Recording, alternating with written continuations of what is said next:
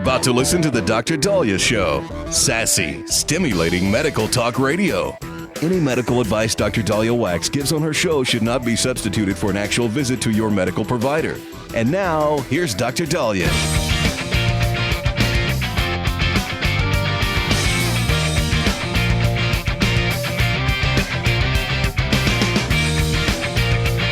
We're back on the Dr. Dahlia Show. Thank you all for tuning in. 1-877 Dr. Dahlia, 1-877 DOCDALI.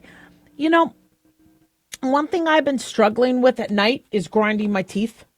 I guess I've always ground my teeth. And dentists have said, Dahlia, you have no teeth left. You keep grinding them. Wear a guard. So they'll make me a guard. I pay hundreds of dollars for a guard. And I chew right through that sucker.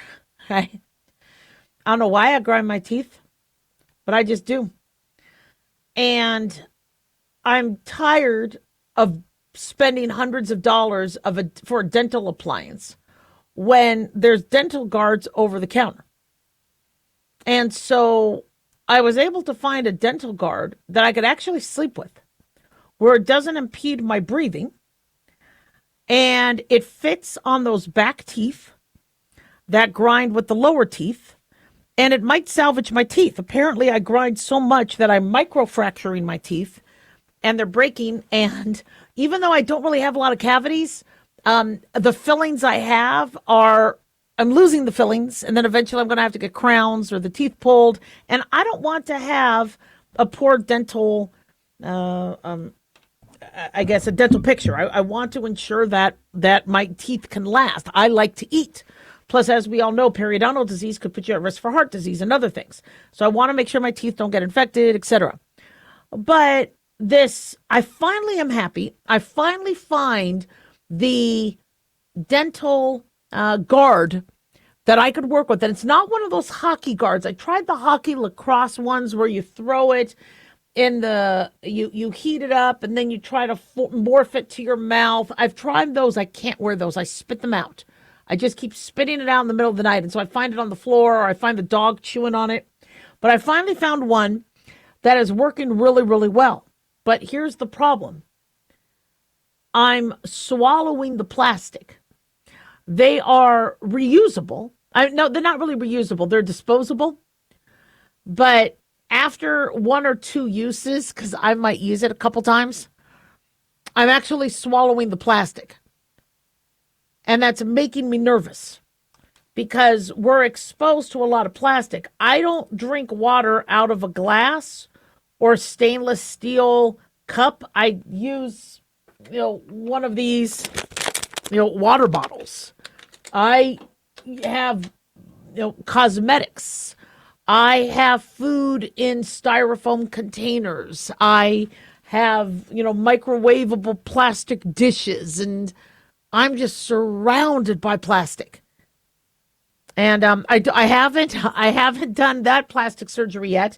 Funny how they call it plastic surgery. I wonder if they're going to change that name, because it assumes that people have plastic in them. But I don't have implants or anything like that. But we're really exposed to a lot of plastic. And then this study came out last week, where researchers are finding plastic particles in 90% of prostate cancer tumors and 70% of benign samples. So small fragments of plastic are found in people's prostate tissue. Now, microplastics, we know, will work its way into every human organ. That's not a shock. But the researchers looked at tissue samples from 10 patients with prostate cancer who actually had their whole organ removed because of the prostate cancer. And using visuals of both benign samples and tumor samples, according to Fox News, as well as specialized equipment, the scientists identified plastic particles in 90% of the tumor samples and 70% of the benign tissue samples. So that does suggest that the plastics could play a role in somebody's cancer, especially if somebody had to have the whole organ removed. It also suggests that it's not, what the plastic I'm eating from my night guard is not just going through the stomach, going through the small intestine, and then going out the large intestine, and then, as we just discussed, colorectal anatomy in the previous hour. It's getting absorbed. The plastic you're eating is getting absorbed, and here's the proof. They say the cancerous tissue contained on average more than double the amount of plastic. And this equates to 40 micrograms of plastic per gram of tissue compared to 16 micrograms of the healthy samples. So researchers avoided contaminating the samples with other plastics by substituting standard tools with those of aluminum, cotton, and other non-plastic material. Because somebody could say, wait a second, guys, you had it sitting on plastic. You used plastic, and we went to plastic because it was cheaper. It was lightweight. It was easy to clean, reusable. Doesn't mean it's healthy. So scientists say this is the first direct evidence of linking microplastics to prostate cancer. They say by uncovering yet another potential health concern posed by plastic, our findings highlight the need for stricter regulatory measures to limit the public's exposure to these substances, which are everywhere in the environment, according to senior study author Vittorio Albergamo, who's at NYU Grossman School of Medicine. And the studies were also presented during the American Society of Clinical Oncology's Genitourinary Cancer Symposium in San Francisco. If any of you guys want to go with me to the American Society of Clinical Oncology Genitourinary Cancers Symposium, we could do a tailgate. It's a lot of fun. Honestly, I would want to go to one of those. Genitourinary cancer is a fascinating topic. I'm not joking. So what do you do? I mean, we got to get away from the cancer. Now, I have glass dishes. I have ceramic plates. They fall and break. I've raised 2 boys.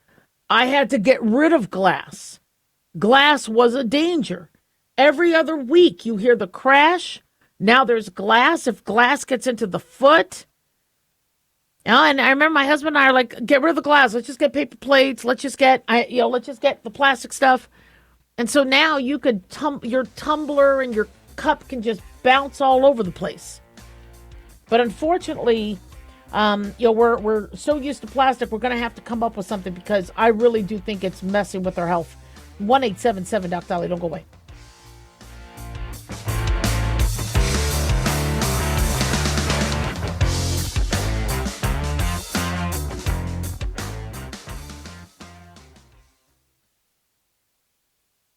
Hi guys, Dr. Dahlia here. Addictions can sneak up on us and come in many forms, whether it's drugs, alcohol, sex, video games, porn, or something less obvious such as food, internet, or shopping.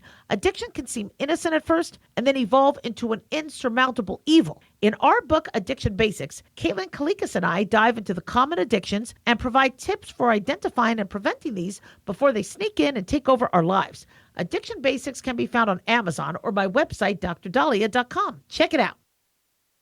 Carl Amari here to tell you about our newest website for old-time radio lovers. It's 100radioshows.com. At this site, there are 5 old-time radio shows waiting for you to download free as our gift to you, and be sure to browse the additional 700 old-time radio shows available to you for 70% off by using the promo code RADIO at checkout. This is a limited-time offer, so log on to 100radioshows.com. That's 100radioshows.com. Let's face it, guys, we're living in times where the truth is becoming more suppressed and censorship is increasing at an alarming rate, especially on social media platforms. It's Clyde, and I want to tell you about a safe and secure digital playground we put together just for you. It's Aftermath.media. You get access to thousands of Ground Zero archives and podcasts, along with our private social media groups with your basic membership starting at only $7 a month. Each subscription includes tech support, access to the RSS feeds, along with our own chat room and Telegram channel. In addition, the premium membership includes research study groups, webinars, a document and movie library, a live video stream of Ground Zero, a monthly Zoom chat with me, and other bonus content. Be sure to check out our yearly specials as well. Sign up today while you're thinking about it. Sign up at Aftermath.media. Again, that's Aftermath.media.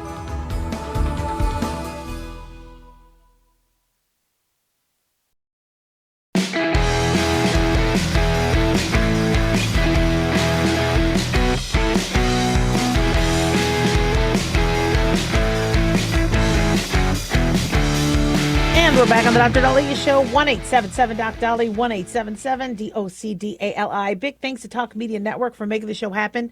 Big thanks to Daniel, our producer, and big thanks to you all for tuning in. We really do appreciate it. Don't forget to follow us on Twitter or X at Dr. Daliah, Facebook, The Dr. Daliah Show, and on YouTube, click like and subscribe. So last week we talked about this study that looked at ChatGTP and how it missed. There were some blind spots in its advice. And where people should have been sent to the ER, it told them to wait. And I wanted to revisit this with you because many of you have asked, for those of you who weren't able to listen to the show last week, this was pretty striking. So just to quickly review, ChatGTP, OpenAI's chat bot, and it's what we're using to make cartoons of ourselves and logos and all sorts of things, unfortunately is something that has attracted the average patient. And so rather than them trying to find a doctor, because many of them don't have one, or paying for a telemedicine consult, many of them are going to their computer saying, well, I have this, I have left shoulder pain. What should I do? Well, if it says, well, did you have an injury? Yep, I injured myself. I have left shoulder pain.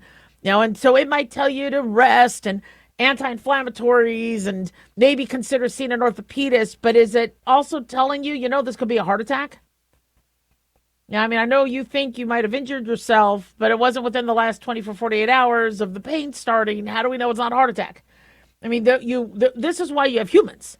Because for those of us who trained well and passed our boards and all that, we've seen a lot. And so we know, how to kind of discern, look at Rosie O'Donnell. Rosie O'Donnell thought that she pulled her shoulder out when she helped somebody get out of a car the day before. But her shoulder was really aching her. So she's like, gosh, doc, what's wrong? Well, it turns out she had a heart attack. She thought it was because she pulled her shoulder helping somebody out of a car. Well, it's because left shoulder pain, we always like to check the heart. That's just something we need to do. Now, I'm sure ChatGTP is going to learn that. And I'm not saying ChatGTP is wrong. But unfortunately, medical researchers are thinking that ChatGTP can be pretty dangerous for people at this point. It is not ready for a prime time. So health experts are sounding the alarms. This ChatGTP Health has been launched. It's an AI platform. It's only available to limited audiences right now, but they want to securely connect medical records and wellness apps. 40 million people are already going to ChatGTP for health-related advice, and you knew this was coming because, as I said, people want AI instead of seeing a doctor. They want to be able to tell AI what they want and then get the prescription. So that's where medicine is going. And so this was one of the first independent safety evaluations of ChatGTP Health because it's new. It was published in the February edition of the journal Nature Medicine. And what it found was it under-triaged more than half of the cases presented to it.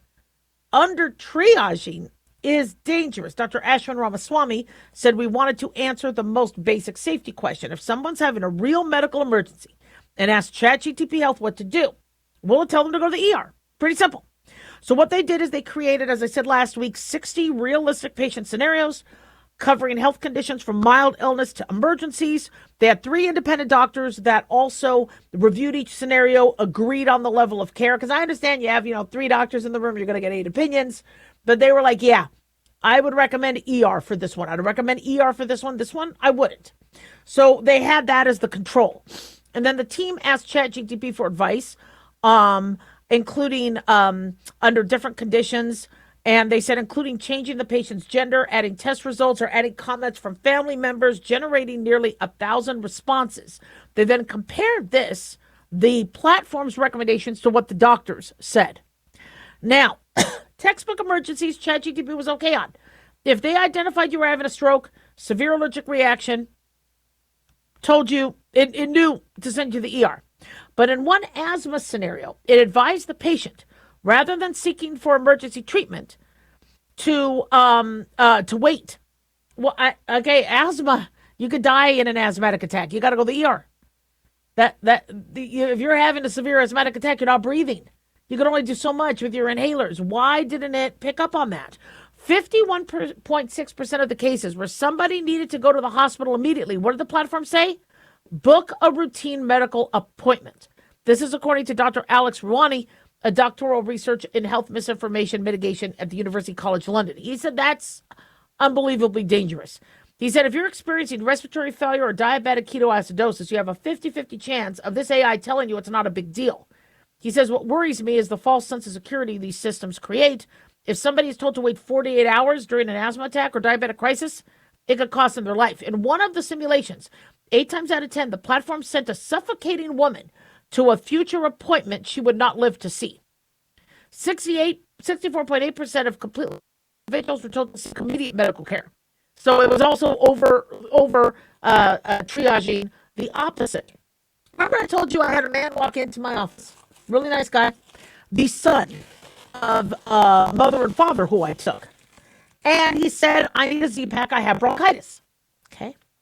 We don't like to do Z-Packs for bronchitis, but let me examine you. Well, I never met him before, but he looked gray.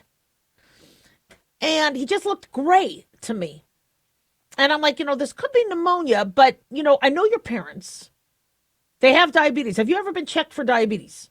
He's like, no, you're the first doctor I've seen in years. Can I get my Z-Pack? I go, let me check your sugar, just for poops and giggles. So I did a finger stick glucose, and he was off. The machine couldn't register him.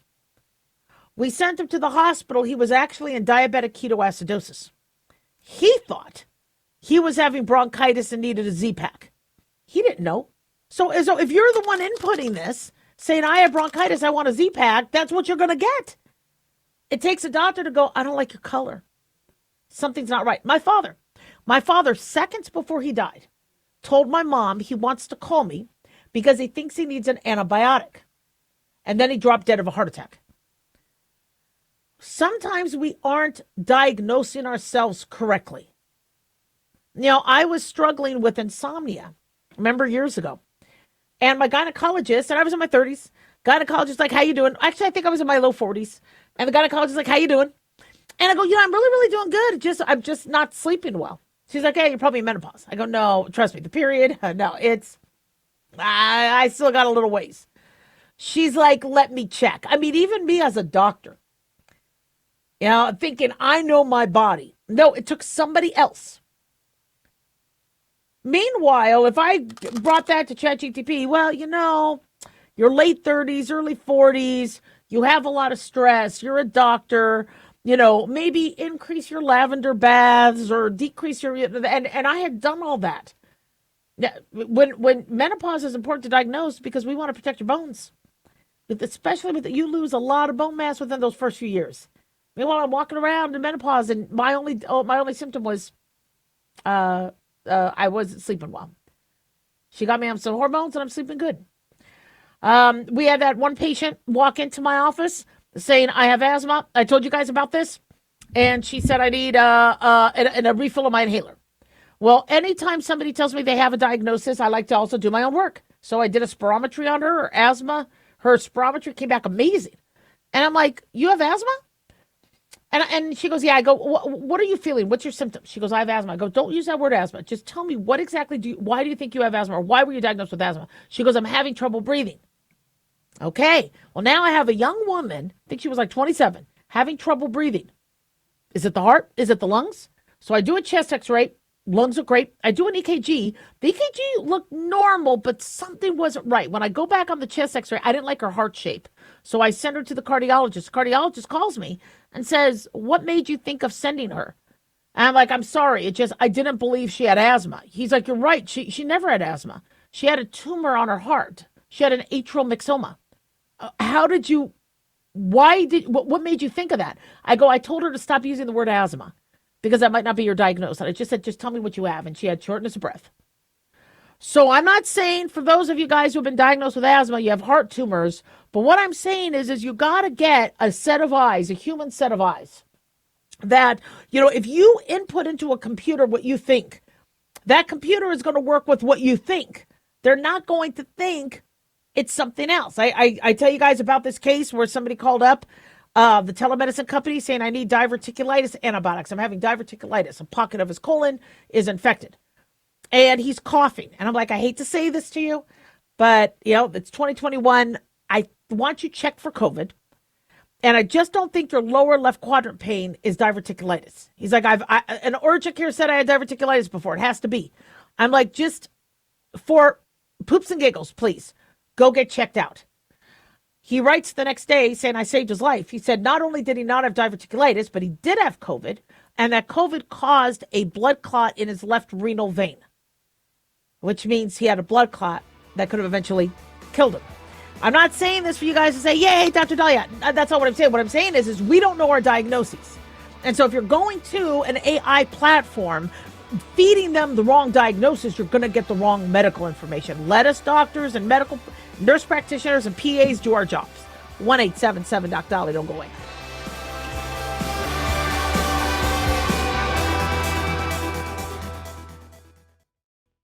At Hot Shot Secret, we share the science behind common diesel problems and their solutions. For example, diesel fuel cetane levels. in many states, the cetane rating in diesel fuel is 42 to 45. Most diesel engines operate more efficiently with a cetane rating of 48 to 50. One treatment of Hot Shot Secret Diesel Extreme will raise your cetane 7 points, increase fuel economy, and improve cold starts. Due to a cleaner burn, there are less hydrocarbons and particulate matter in your exhaust. This reduces the blockage of your diesel particulate filter. Using Diesel Extreme generates 83% less DPF regeneration. The 6-in-1 Diesel Extreme formula also includes the most concentrated detergent on the market, lubricity enhancer, water demulsifier, rust and corrosion inhibitors, and a fuel stabilizer. Hot Shot Secret Diesel Extreme is available nationwide at truck stops, fine farm and auto stores, and online at hotshotsecret.com. Hot Shot Secret. Powered by science.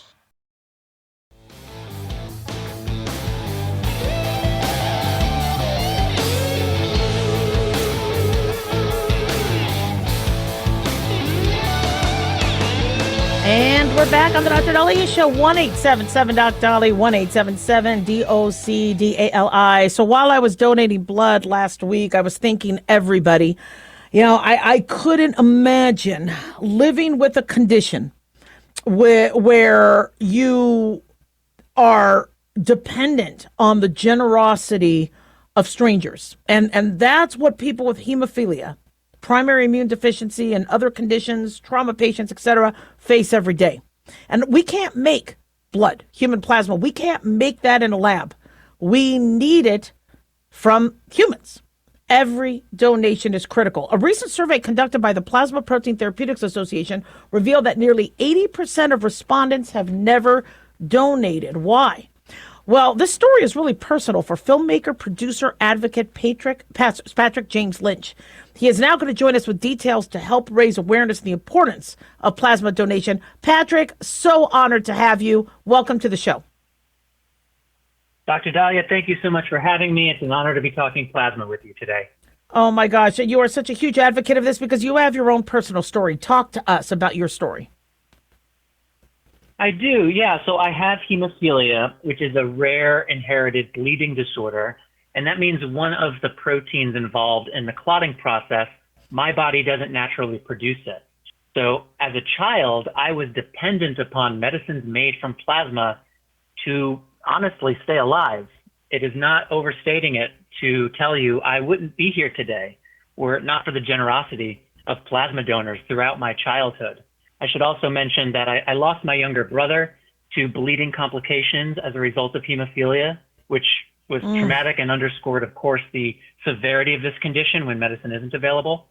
And I have a 5-year-old daughter that has hemophilia. So this is a subject personal to me. I take very seriously the need for medicines made from plasma for the patients that need them. Oh my gosh, absolutely. As a child, was it that you were having nosebleeds, or were you, do you remember how you were diagnosed? What were the symptoms you were having? I do. I was diagnosed. I don't remember what I was told. I was diagnosed as a toddler crawling around and bruising profusely. I had no family history, which is the case of about a third of the time for people with hemophilia. So it was a little bit of a mystery, but fortunately my mother is a registered nurse. Her spidey senses went up. She wasn't satisfied when she was first told, he's just a bruiser. So we got testing done and found out that it was indeed hemophilia. Wow, wow. I've been telling people for years, it's so easy to donate. I go there and then I get yummy chocolate chip cookies and I always post pictures and showing how easy, what information do you like to share to talk to people so they understand, that the process is easier to do? Yeah, I like to emphasize that plasma donation is a low-risk procedure. Available studies have shown that donating plasma is as safe as donating blood. And the process itself is pretty straightforward. On a first visit to a donor center, an individual would be met by a licensed medical professional who will take them through a screening, a health exam, and a questionnaire to ensure that that donor is indeed a healthy, viable donor. And then the donation itself takes place. That first visit is about a 2-hour commitment, and then subsequent visits and donations are about an hour.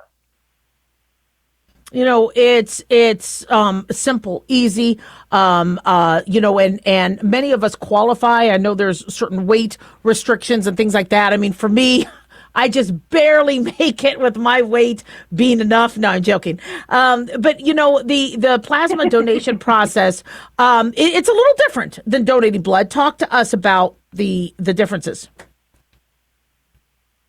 Sure. So yeah, as mentioned, it's been proven to be as safe as donating blood, but there are some key differences. When an individual such as yourself donates blood, all 4 components of blood are donated. That's the red blood cells, the white blood cells, the platelets, and the plasma. Plasma is the liquid that carries proteins, hormones, and other materials throughout the body. So a blood donation, all 4 components are donated.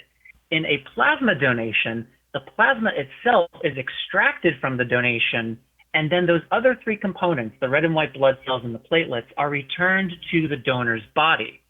So what does that mean experientially? It means that a blood donation takes about 20 minutes or so, whereas a plasma donation takes about an hour because there is that additional step of returning those 3 components to the body. What's also important, though, to emphasize, blood can only be donated approximately once every 2 months. That's a general figure, but that's in the ballpark, about once every 2 months. Plasma, because of how quickly the body regenerates plasma, can actually be donated multiple times per week. So when we talk about the need for plasma, patients like me who are dependent upon these medications, millions of people around the world every year depending on these medicines, when we donate plasma, we can donate plasma more frequently and in greater quantity. So those are some of the distinctions between blood and plasma donation. Absolutely, absolutely. And I was going to say that I had donated, I think I was on my 4th blood donation in a year, and I got rejected because I was too anemic.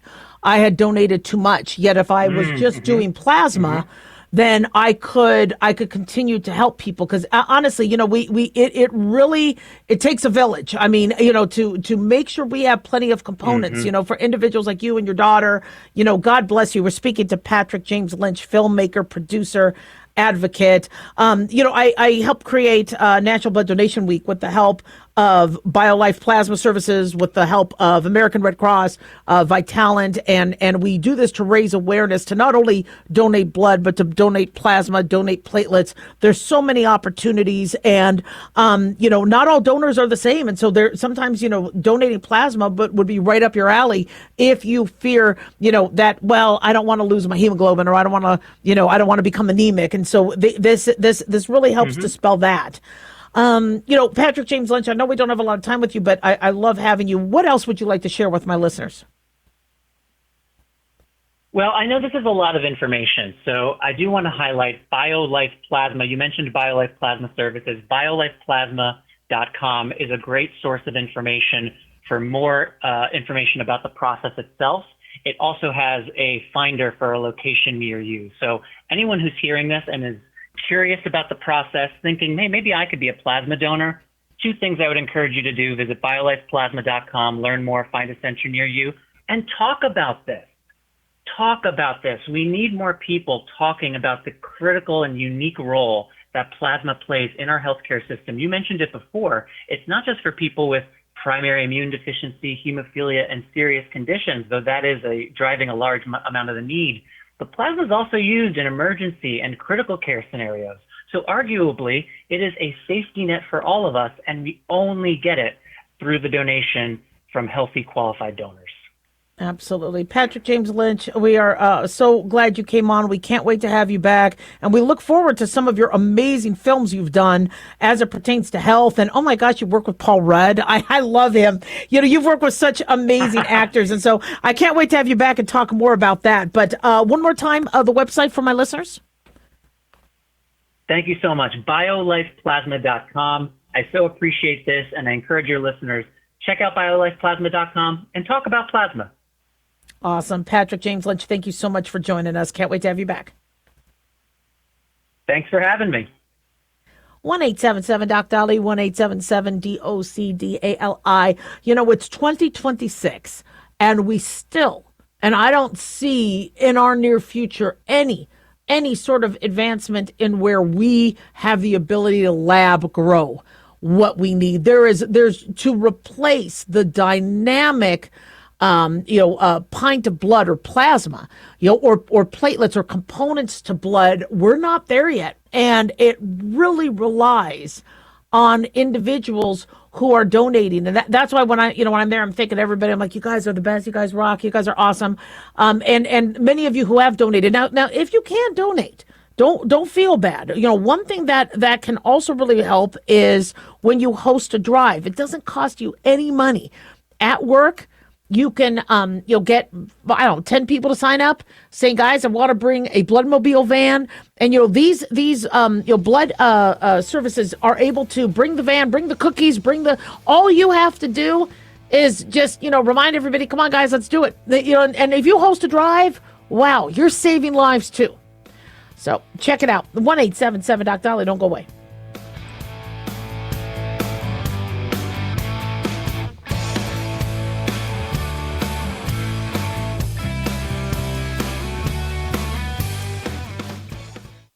Carl Amari here to tell you about our newest website for old-time radio lovers. It's 100radioshows.com. At this site, there are 5 old-time radio shows waiting for you to download free as our gift to you, and be sure to browse the additional 700 old-time radio shows available to you for 70% off by using the promo code RADIO at checkout. This is a limited time offer, so log on to 100radioshows.com. That's 100radioshows.com.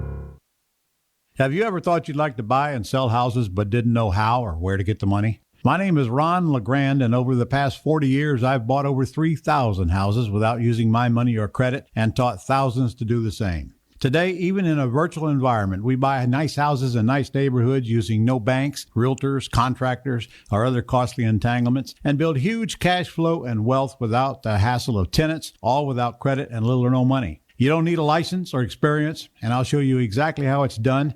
Text FREE to 99799, and I'll send you my free training. I promise you I'll change the way you think about real estate and open the door to a new lifestyle that doesn't involve risk or rehabs and can quickly replace your current income. Text FREE to 99799, and let me show you how to take your life back and build cash flow and wealth from your home. That's FREE to 99799. Again, FREE to 99799. As an organ donor, your story doesn't have to end. The good in you can live on. In fact, you could save up to 8 lives and restore sight and health for many more. Sign up right now online as an organ, eye, and tissue donor. You'll be happy you did. And just maybe, someone else will be happy too. Go to organdonor.gov. It saves lives. U.S. Department of Health and Human Services, Health Resources and Services Administration.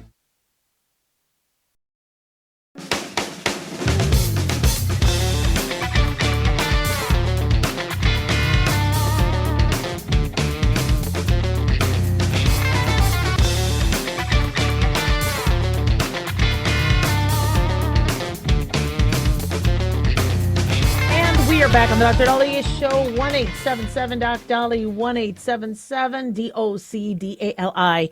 So this is interesting. NBC News is reporting that the Supreme Court is leaning towards a marijuana users challenge to gun restriction. They say, according to NBC News, that the Supreme Court on Monday appeared sympathetic to a marijuana users challenge to a federal law that bars people who consume illegal drugs from having firearms. Gun rights advocates argue that the law runs afoul of the Constitution's Second Amendment, which protects the right to bear arms.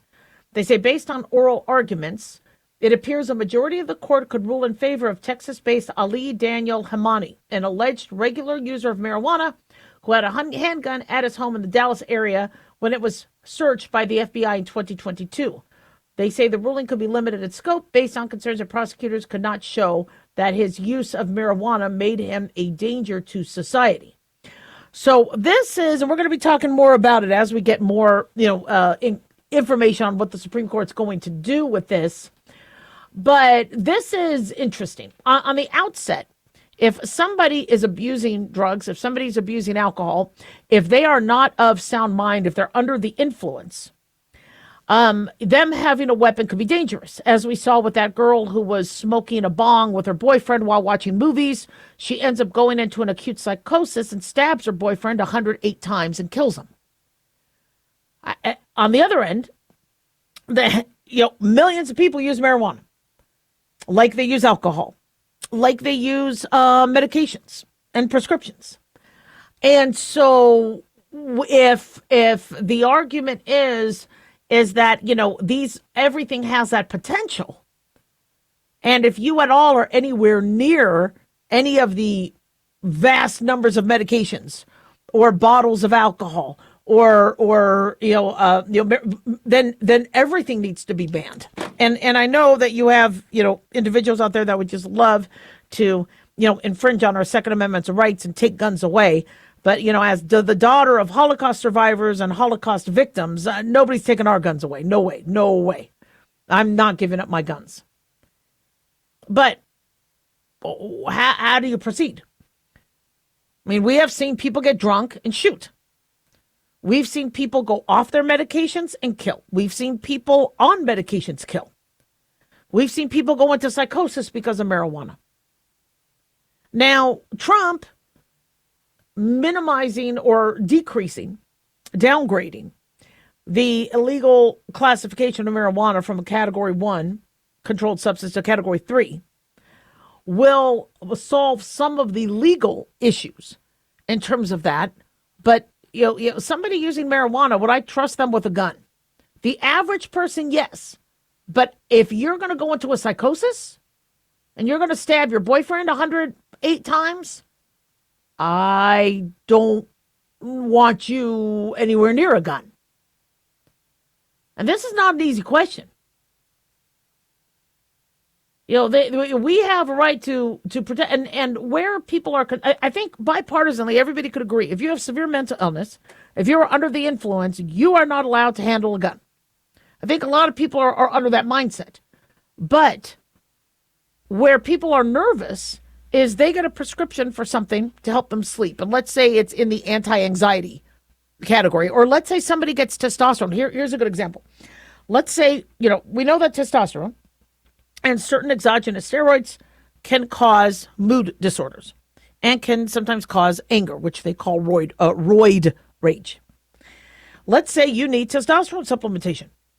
So you get testosterone supplementation because you have low T. And the doctor thinks that's what you need. Let's say somebody makes a law saying, if any medication has the potential to give you a mood disorder, you can't own a weapon to protect you and your family. Well, now that not only affects those people who smoke marijuana or who may every now and then want to have a glass of wine, but anybody, whether they're taking testosterone, any medications. And so, unfortunately, if a precedent is set legally, somebody, if they want to take advantage of the system, could then project that and expand it to, you're on something that could affect your mood. We have no idea if you're going to get angry or explosive. You can't have a gun. Taking that a step further, look at individuals with CTE, chronic traumatic encephalopathy. When you look at some of the individuals who went to jail for killing somebody, because ex-football players, does that mean anybody who was a football player that sustained concussions could have the potential of having CTE and then possible mood? You see, you can then unfortunately find reasons to restrict gun rights to everybody.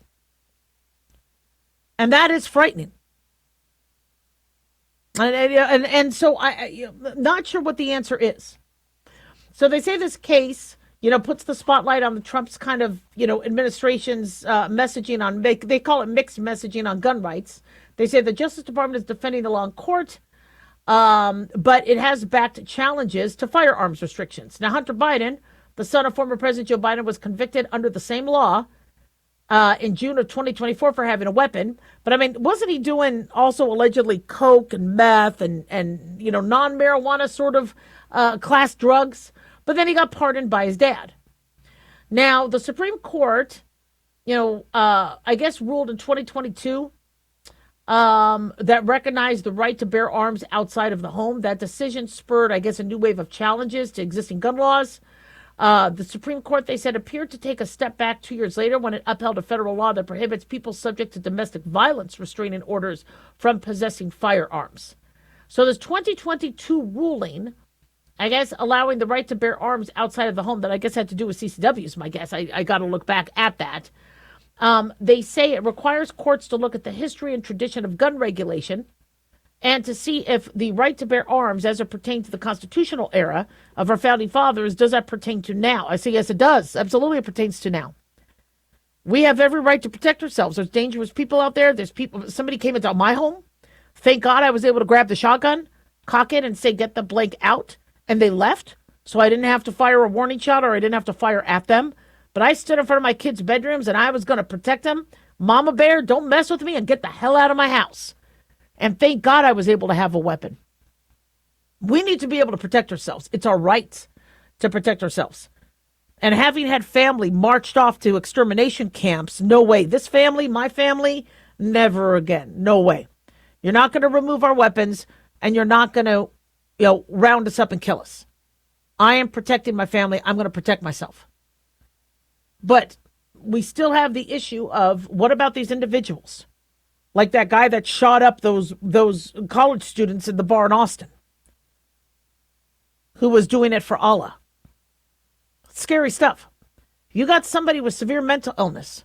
They should not be walking around with a weapon. If you have somebody who wants to kill somebody else, no. They can't. They could do harm. But that doesn't mean you take all the guns. You aren't going to be able to ban all guns. That doesn't mean you go after the innocent people. We have to do a much better job of screening. We have to do a much better job of treating mental health. We have to do a much better job of security. And we have to ensure that those individuals that aren't of sound mind or under the influence do not hold a weapon that could hurt other people. But we also have to make sure that a new legislator or new president can't say, you want to know what? You're treated with testosterone. You're treated with an anti-anxiety medication. You drink alcohol. I see on a picture on social media that you drink beer. You can't have a weapon. And very easily, our rights could be taken away in a heartbeat. It's not easy. The Supreme Court, this is not easy. And I guess it's being tested with marijuana. The average marijuana user is not a murderer. But does marijuana cause psychosis? It can, absolutely. 1-877 Doc Dolly, don't go away.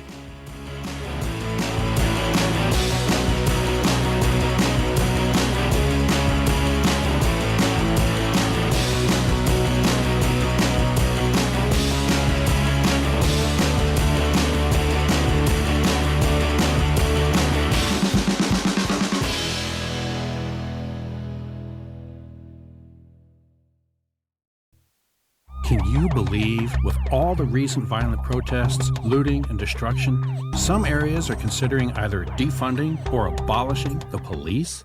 At a time when America's neighborhoods need the protection of police the most, some elected officials would rather create more chaos by playing politics. If you're sick of elected officials caving in to demands of the radical left, you're not alone. It's time we stand up and declare our support for local police.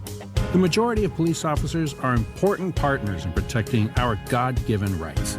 If you prefer freedom over chaos, then learn how you can help protect the local police that serve your community. Call today and request your free Support Your Local Police info packet. Dial 800-JBS-USA-1. That's 800-JBS-USA-1. Request your free Support Your Local Police info packet by calling 800-JBS-USA-1 today.